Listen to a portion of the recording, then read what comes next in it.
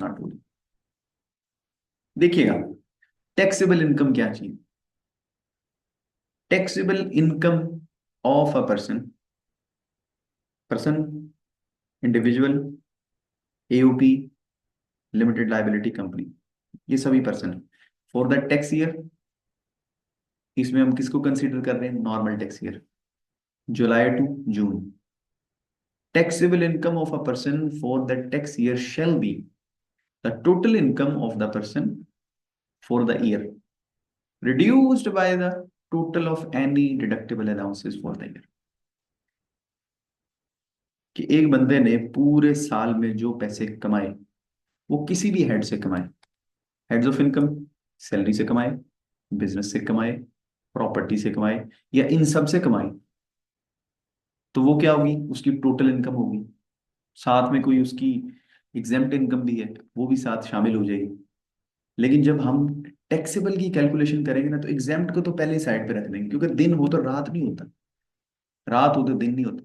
ये सबको पता है ना, कि दिन और रात ऑपोजिट डायरेक्शन में वर्क करते हैं, ऑपोजिट डायरेक्शन में चलते हैं। इसी तरह एग्जेम्प्ट और टैक्सेबल, इनकी ऑपोजिट डायरेक्शन। जब हमने टोटल इनकम बनानी थी ना, तो हमने एग्जेम्प्ट इनकम को भी शामिल किया। देख लें, total income of a person for the year shall be the sum of the person's income under all heads of income and the person's income exempt from tax। Exempt income भी इसके अंदर शामिल हुई। लेकिन जब टैक्सेबल इनकम की बात की ना, तो आपने ये ज़हन में रखना कि उसको हमने पहली साइड में कहा। ये सादा लफ्जों में समझा कि आप उसको कंसीडर करें कि उसको हमने किसी गिनती में लेना ही नहीं, वरना परेशानी हो जाए। टोटल और टैक्सेबल यूजुअली सेम भी होती जब कोई डिडक्टेबल अलाउंस मौजूद ना हो। डिडक्टेबल अलाउंस आजकल की तारीख में बहुत रेलिवेंट है। ज़कात का निसाब सबने देख लिया होगा, बैंकों से ज़कात के दिन आ गए काटने के। जितनी भी सेविंग्स हैं लोगों की, वो निसाब के मुताबिक है, तो फिर ज़कात लगेगी। आज ज़कात को ही हम डिडक्टेबल अलाउंस मान लेंगे। यूजुअली हम बच्चों की फी वगैरह की तरफ जाते हैं। तो थोड़ा सा चलते हैं अब, मजीद एक्सप्लोर करते हैं पोर्टल को, उधर चल के डिस्कशन होगी।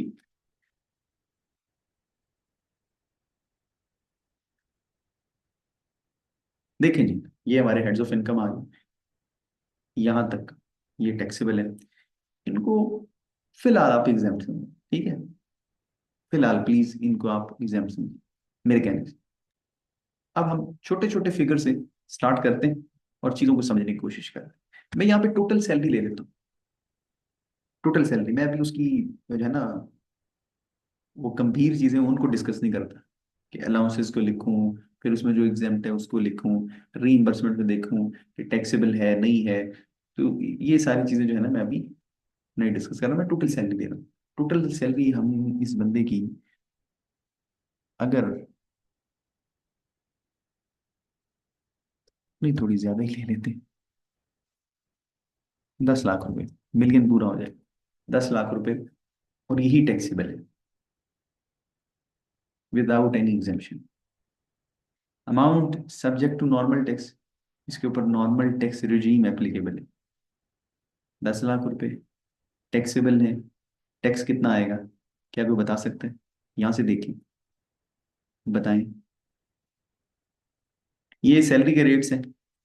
6 लाख रुपए तक एग्जेम्प्ट है, ऊपर लिखा हुआ है tax rates for salaried person. 6 lakh रुपए तक एग्जेम्पशन है, कोई टैक्स नहीं। 6 लाख से 12 लाख रुपए तक 2.5%, यानी कि 2.5% टैक्स है। कितना है जी? 2.5%। अब कैलकुलेट करना कोई मुश्किल नहीं है।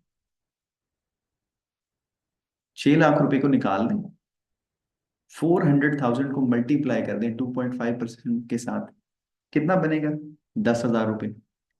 मैंने अपने जहन से कैलकुलेट कर लिया, मुश्किल कुछ नहीं।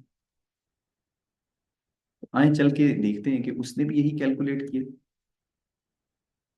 सिस्टम ने क्या यही कैलकुलेट किया या कुछ और कैलकुलेट कर दिया। सिस्टम हमसे तो ज्यादा अक्लमंद है। कंप्यूटेशंस में देखते हैं, कह रहे जी टोटल इनकम है, आई कहाँ से? सोर्स क्या है? आई है सैलरी से। अच्छा, टोटल भी यही है, टैक्सेबल भी यही, इसके ऊपर फिर टैक्स आ गया, फिर टैक्स में मजीद अब देखें, ये इनकम को उसने कितनी दफा आपके सामने रखा, 3 दफा। देख रहे हैं ना आप, पहली दफा यहाँ पे नजर आ रहा है 1 मिलियन, दूसरी दफा यहाँ पे नजर आ रहा है, तीसरी दफा यहाँ पे नजर। अब आप उसको शायद बेवकूफ कहेंगे कि इसने एक ही चीज 3 दफा लिख दी। नहीं, बेवकूफ नहीं। फिर वो कहेगा जी टैक्स चार्जेबल है 10,000 रुपये, नॉर्मल इनकम टैक्स है वो भी 10,000 रुपये, एडमिटेड इनकम टैक्स है वो भी 10,000 रुपये। आप कहेंगे यार ये एक बात 3 3 दफा करता है, जैसे बुजुर्ग नहीं, ज्यादा उम्र हो जाए ना तो वो, उनको नहीं याद होता, थोड़ा सा याददाश्त का, मेमोरी का मसला होता है। वो एक बात पहले बताई हो, फिर आपको 10 मिनट बाद बता रहा हूँ, फिर 15 मिनट बाद फिर दूसरा एक बंदा आ रहा है उसको वही बात बता रहे हैं, हर बंदे को 8 8 10 10 बार एक दिन में एक सेम ही बात बता रहे हैं।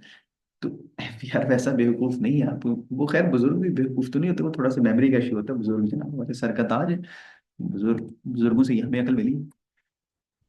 अब थोड़ा सा हमने इन चीजों को डीपली एक्सप्लोर करने की कोशिश करें, ये क्यों है कैसे है। अभी यहाँ पे टोटल इनकम, अगर कोई डिडक्टिबल अलाउंस नहीं है तो यही टैक्सेबल इनकम, यहीं पे हम कोई डिडक्टिबल अलाउंस इंट्रोड्यूस करवा दें। मैं ज्यूम करता हूँ इस बंदे का बैंक में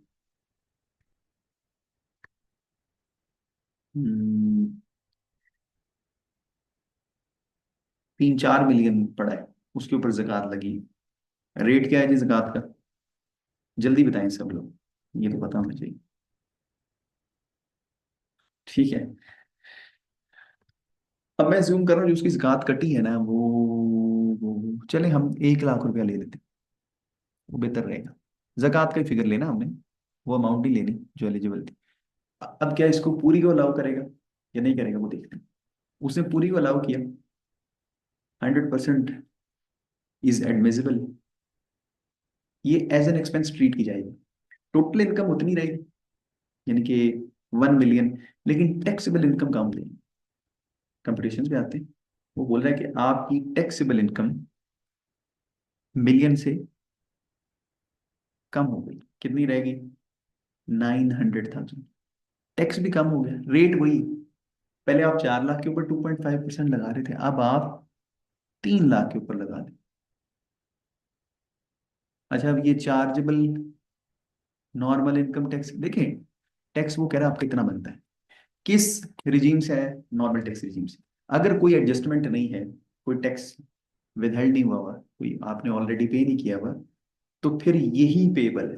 अदरवाइज आप अपना एडजस्ट करें तो जो रिमेनिंग पेबल है वो चेंज हो जाएगा। देखिए ये चेंज हो जाएगा, तो ये चेंज होंगे आगे जब हम बढ़ेंगे ना, चीज़ों को मजीद समझेंगे। तो tax chargeable normal income tax और एडमिटेड इनकम टैक्स ये डिफरेंट आ रहे हैं। Income from salary, total income, taxable income ये डिफरेंट आ रहे हैं। अब अगर अगर इसके अंदर किसी और रिजीम से रिलेटेड कोई अमाउंट ऐड कर दी जाए, फिर क्या होगा, फिर आपकी कंफ्यूजन बढ़ेगी, इसलिए मैं अभी डिस्कस नहीं कर रहा। जैसे हम कोई कैपिटल गेन ले लेते हैं, हम जनाब प्रॉफिट ऑन डेट ले लेते हैं, उसके ऊपर फिक्स टैक्स लगता है, फाइनल टैक्स। तो फिर आपके लिए अभी थोड़ी सी परेशानी हो जाएगी, मैं आपको उस परेशानी से बचाना चाह रहा हूँ। ये समझ आ गई यहाँ तक सबको कि 7,500 कैसे आए। अगर किसी को नहीं समझ आई तो प्लीज पूछ सकते हैं, 7,500 कैसे आया। अगर यहाँ तक क्लियर है तो फिर हम इसको एडजस्ट करते हैं, थोड़ी सी अमाउंट को ना एडजस्ट करते हैं, 100% को एडजस्ट नहीं करते। एडजस्टेबल में जाएंगे, यूजुअली क्या होता है कि आपकी जितनी सैलरी होती है ना टैक्सेबल, उसके ऊपर जो टैक्स बनता है वो ऑलरेडी इम्पोज हो चुका होता है, और वो पूरा साल आप पे करते रहते हैं, मतलब मंथली बेसिस पे आपकी सैलरी से कटता रहता है। हम हमारी सैलरी थी जो टैक्सेबल वो 1 मिलियन थी, इसके ऊपर टैक्स कितना बनता है, 10,000 रुपये। अगर मैं 10,000 रुपये पूरा दिखाता हूँ, सही सही कटा है, क्योंकि जो टैक्स विद करने बंदा बैठा है ना, विदहोल्डिंग वाले, वो इंसान को भी गलती करते हैं। उनके पास एक बंदे का काम नहीं होता, बड़े ग्रुप्स में बहुत से एम्प्लॉयज होते हैं, और सबकी स्लैब भी सेम नहीं होती, इनकम भी सेम नहीं होती, फिर रेट मुख्तलिफ मुख्तलिफ लगते हैं। फिर वो जनाब मंथली बेसिस पे करना होता है। अब एक बंदे ने, और ये भी नहीं होता कि सभी पूरा साल एक ही कंपनी में रहे। कोई 4 महीने कहीं और रहा, आखिरी 8 महीने टैक्स ईयर के उसने इधर गुजारे, किसी ने पहले जनाब 4 महीने इधर गुजारे, 8 महीने किसी और कंपनी में गुजारे। तो ये थोड़े से मसाइल होते हैं विद होल्डिंग के पर। जो करते हैं उनकी मजबूरियां मैं जानता हूँ। जिनको अभी इस चीज की मतलब सेंस नहीं है, वो कहेंगे नहीं जी कैसे गलती हो सकती है, हर चीज क्लियर लिखी हुई है, तो ये कैसे हो सकता है, होता है। और हो सकता है मैं करूं, मुझसे हो सकता है आप करें, आपसे भी हो सकता है। अब 10,000 रुपये बनता है, 7,500 की उसकी डिमांड थी, मतलब हमने पे करना था अपनी स्लैब के मुताबिक, लेकिन हमने ऑलरेडी 10,000 रुपये पे कर दिए, ऑलरेडी 10,000 रुपये पे कर दिए। अब क्या होगा, क्या मजीद कुछ पे करें? वो कह रहे हैं आपका तो रिफंड है, आप रिफंड अप्लाई कर सकते हैं, या फिर अपने एम्प्लॉयर से एडजस्ट करवा सकते हैं। रिफंड लेना मुश्किल होता है, एम्प्लॉयर से करवा लें। अगली दफा, अगले साल जब उसने काटना है तो वो कम काटेगा, जो भी बनता है उसमें से पहले ही 25 एडजस्ट होगा, फिर बाकी।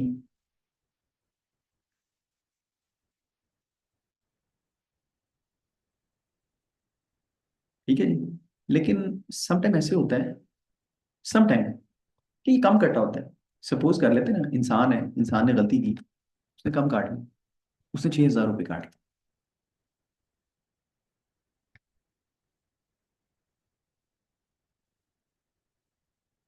हम गए कंपटीशन में,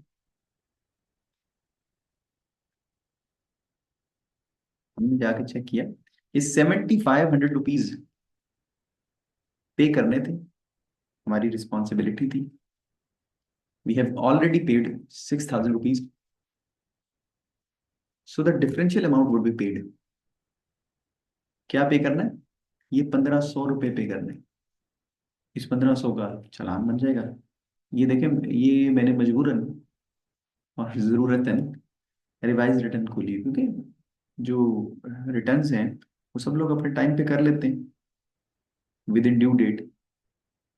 अब उसके बाद दोबारा 2 दफा तो किसी की रिटर्न हो नहीं सकती, तो इसलिए हमने रिवाइज खोली है। वरना अगर आप रिटर्न खोले ना नॉर्मल, जो विद इन ड्यू डेट होती, तो यहाँ पे आपके पास प्रिपेयर PSID का भी ऑप्शन आ रहा होता है कि आप यहीं से चालान जनरेट कर लें। अदरवाइज आप ई पेमेंट्स का ऑप्शन मौजूद है। अच्छा, 6,000 रुपये इस तरीके से आए हैं, सवाल किया गया है कि ये 6,000 रुपये कहाँ से आए। ये 6,000 रुपये वो हैं जो हमारी कंपनी ने, जो हमें सैलरी पे कर रहे हैं ना, उनकी जिम्मेदारी थी। जिम्मेदारी ये है कि जिस बंदे की भी सैलरी टैक्सेबल है, मैं किसी जगह जॉब करता हूँ, मेरी सैलरी टैक्सेबल है, पूरे साल में 10 लाख रुपए मुझे सैलरी मिलनी। अब वो मंथली बेसिस पे आप कर लें वो कितनी बनती, 90,000 या 95,000 जो भी कर लें, वो मुझे मिलनी है, वो टैक्सेबल है।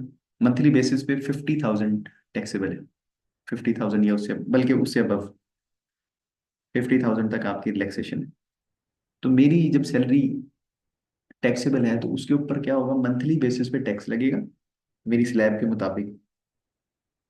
स्लैब के मुताबिक देखा जाएगा कि इसका टोटल टैक्स तो बनता है जनाब 7500, उसको डिवाइड कर दो 12 से, तो मंथली बेसिस पे जितना टैक्स बनता है वो उसकी मंथली सैलरी में से काट के इसको सैलरी दो। और फिर वो जो टैक्स काटा गया ना, वो अपनी जेबों में नहीं डालना। This is illegal, this is tax fraud. ये टैक्स चोरी है, कि किसी, कि मेरा टैक्स किसी ने काटा कि मैं आपके बिहाफ पे जमा करवाऊंगा, और उसके बाद वो खा पी गया। वो जमा करवाना है गवर्नमेंट को, विद होल्डिंग टैक्स जमा करवाना पड़ता है, वो भी सीखे हैं कैसे करवाते हैं। तो ये टैक्स विद हेल्ड हो चुका था, कट चुका था ऑलरेडी। आ रही है नहीं समझ? ये टैक्स पहले से कटा हुआ। अगर पहले से भी टैक्स 6,000 रुपये कटा हुआ है और फिर एडजस्ट भी ना हो, फिर हम दोबारा पूरा 7,500 दें, तो हमारा बनता 7,500 था, लेकिन हमने दिया कितना, 7,500 प्लस 6,000, 13,500। लाइबिलिटी 7,500 थी, दिया 13,500। वो जुल्म नहीं हो जाएगा, डबल टैक्सेशन नहीं हो जाएगी? बताएं। तो डबल टैक्सेशन नहीं करने, डबल टैक्सेशन किसी सूरत जायज नहीं। वैसे FPR कहीं कहीं पे हमें बड़े तरीके से थोड़ा सा घेर लेता है डबल टैक्सेशन में, जैसे एओपी के केस में है, एक दो और भी हैं सिनेरियोज, इंशाल्लाह वो भी आपके गौर गुजार करेंगे। अब ये छोटी छोटी चीजें देख लेते हैं। Tax on taxable income under section 4, income tax shall be imposed for each year, हर साल लगना, कोई माफी नहीं है कि पिछले साल था इस साल नहीं है। Charge at the rates specified in first schedule, first schedule के अंदर जनाब स्केड्यूल्स होते हैं ना टैक्स लॉ में, तो उस स्केड्यूल्स के अकॉर्डिंग रेट कैलकुलेट हम करते हैं, रेट लगाते हैं basically. Charge on every person who has taxable income for the year, इसकी इनकम काबिल टैक्स है, टैक्सेबल है, कोई फेवरेटिज्म नहीं होनी चाहिए। Income tax for a tax year shall be computed, compute कैसे होगा, कैलकुलेट कैसे होगा?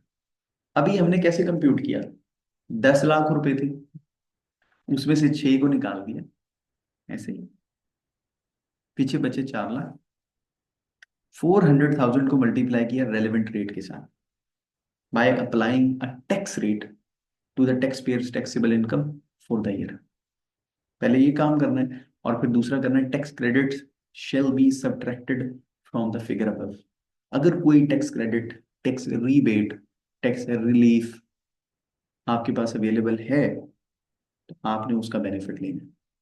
और टैक्स क्रेडिट का फॉर्मूला क्या होता है, ए डिवाइडेड बाय बी मल्टीप्लाई में सी। ए का क्या मतलब जी, नॉर्मल इनकम टैक्स, उसको डिवाइड किससे करें, टैक्सेबल इनकम से। तो जिस रेट पे हमारा टैक्स बन रहा है ना, उसी रेट को वो मल्टीप्लाई करेगा सी के साथ। सी को हम कुछ भी मान लेते हैं, हमने कोई चैरिटी की है, डोनेशन दिया है, उसके ऊपर हमें बेनिफिट मिलना है, टैक्स रिलीफ मिलना है, तो वो उसके ऊपर कैलकुलेट करने के लिए आप ही का रेट यूज करेगा। आप मुझे इस रेट पे टैक्स देने के लिए विलिंग थे, आपको टैक्स रिलीफ या टैक्स क्रेडिट भी इसी रेट पे मिलेगा, वापसी भी इसी रेट पे। वो वापटा वाला सीन नहीं है जैसे हमारे साथ किया जाता है कि आपको बिजली देंगे 70 रुपए की, अगर आपसे लेनी है तो लेंगे 21-22 रुपए की। तो यहाँ पे वो नहीं है, वो कह रहे हैं आप ही का रेट यूज होगा। ठीक है जी। इसमें एक कोई कंफ्यूजन हो, कोई क्वेश्चन हो, आप पूछ सकते हैं, आपका राइट है जी, कभी भी किसी भी वक्त कुछ भी आप पूछें, इंशाल्लाह बताया जाएगा।